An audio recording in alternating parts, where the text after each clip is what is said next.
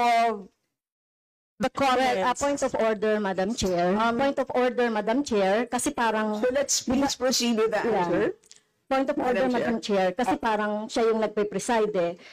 Yeah, that's why Kasi inutusan mo yung secretariat natin sa Committee on Appropriation. Yes, Alam mo ano, di ba? So, please. Yes, okay, thank you, Madam Madam Vice Chair. President, please proceed with the response. There's a question.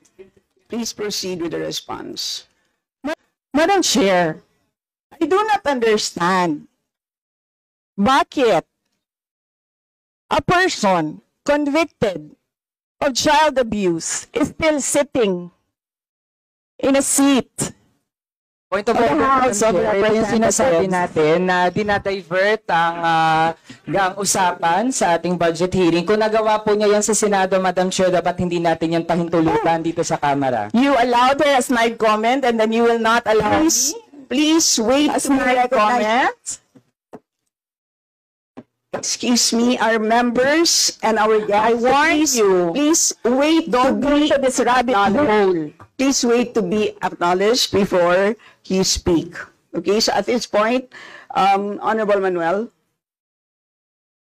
Yes, Madam Chair, again, it's another point of order kasi kapag may mga deliberation tayo, we should stick to the topic. Hindi pwede, Madam Chair, na dinadivert natin yung usapan para hindi natin sagutin yung tanong ng mga mambabatas natin. This is actually the best opportunity, formal proceedings, nakikita po ng publiko para malaman anong sagot ng Vice Presidente. So hindi po natin napapayagan ang ganong mga argumento na hindi naman tumutumbok dun sa topic natin. So, Madam Vice Chair, President, there's I a will make this question. easy for you. Please make Sige, ma'am. your responses direct to the point. Sige, ma'am.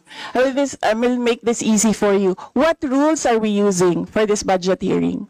We have our rules Yes, ma'am. adopted by the Committee on Appropriations. Right, okay. We searched for that rule. So, we only found the general rules. So, we have a copy of the rules for the budget hearings. Well, as far as I'm concerned, mas importante ang rules para sa amin. Kayo po, ang kailangan nyo lang marinig is yung acknowledgement for you to begin to speak. Yun lang po ang pinaka-importante para sa guests. Sa totoo lang po. Yes, ma'am. So, ang pinaka-importante, yes, you may proceed.